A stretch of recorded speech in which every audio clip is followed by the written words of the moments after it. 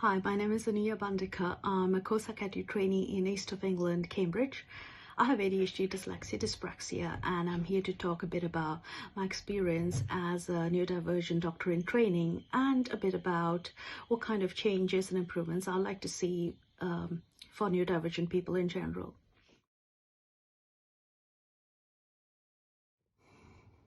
What does neurodiversity mean to me? For me, neurodiversity is a concept that we all differ to varying extents in our neurocognitive abilities. But for some people, the gap between their strengths and their difficulties is far more pronounced. So it can be an advantage in the right setting, but equally it can be a disadvantage in the wrong setting and therefore leading to disability. Recognizing that everyone is different and that labels don't describe a person. So two people with ADHD, for example, are not going to have the same set of strengths and challenges. For me, labels are just a starting point with which to start a conversation, initiate a dialogue, so you understand us better. And you don't need to be an expert in neurodiversity to be able to support a partner, friend, colleague, or any ND person. And as long as you're open to learning and changing your knowledge and assumptions, that's a pretty strong start, I would say. Personally, my take is that no question is too silly or stupid. Ask away. Most of us ND folk would would actually welcome a dialogue around our disability with you, simply because that raises awareness and makes our life better and easier.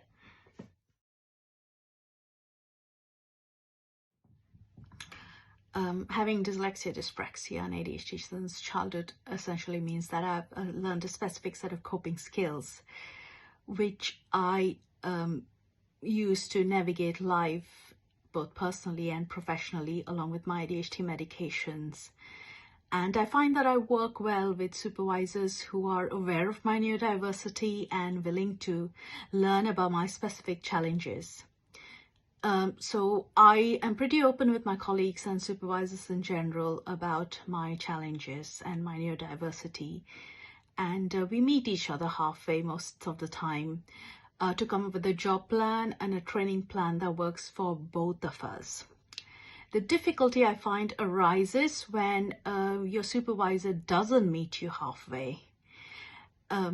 For various reasons, either because they're not aware of neurodiversity as a concept, or worse, that they don't believe such a thing exists at all. And the former can be managed to an extent. The latter is a lot worse because it's like talking to a wall, or training for me then feels like learning to swim with an arm tied behind my back. My current educational supervisor, Dr. Shahid Zaman, and my current clinical supervisor, Dr. Christopher Laughlin, both are pretty neurodiversity friendly, and they have taken time and have made an effort to get to know me and my specific needs, strengths, and challenges, which makes my training a lot easier and quite fun. Thanks, guys.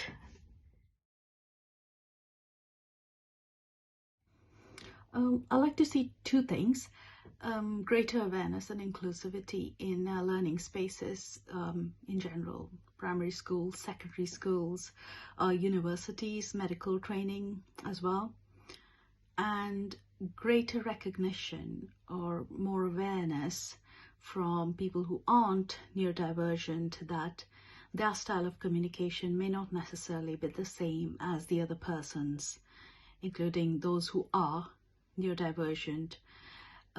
Recognizing this itself can go a long way in preventing miscommunication, misunderstandings, and a lot of interpersonal clashes.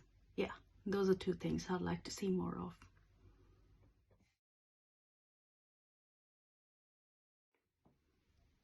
Small changes can go a long way, so I'd like to see employers, trainers, educators make sure that neurodivergent trainees students, employees are given clear-cut instructions about what the rules are, what the expectations are, what to do, what not to do, and there's also frequent checking that they have understood the information given correctly. So those are small changes. Big change to me looks like a universality in learning institutes and workplaces. So by that I mean interviews, recruitment processes, exams, learning curricula are more inclusive, are more equitable. So that would attract neurodivergent talent, that would retain more ND people. And I think it would save educational institutes and employers money in the long run as well. I'd also like to see another change in that personalized support, bespoke educational job plan. Thank you for listening to me, guys. Special thanks goes to Professor Amanda Kirby, who's been a real inspiration for me, and her work inspired me to start in 2016 a peer support group called AND, which stands for Association of Neurodiverse Doctors. And it's an online peer support group. We're on Facebook, we're on Twitter, and today we are 1100 plus strong community. So if you're a neurodivergent doctor from any part of the world and you want to share your experience or meet like-minded people, do join us. We have UK-based doctors and doctors from other parts of the world of all grades, and we're a fun bunch. A special thank you goes to Julian, Bella, Victoria, Rachel, Nat, and Mari for the multiple discussions we've had about neurodiversity and how we can change things. Thanks, guys, you guys.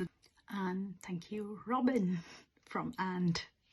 And lastly, thanks to my clinical supervisor, Dr. Chris O'Loughlin, for all your help, patience, understanding, and support with my ND-related challenges and numerous neurodiversity-related debates and discussions we've had, including the one today. Thank you.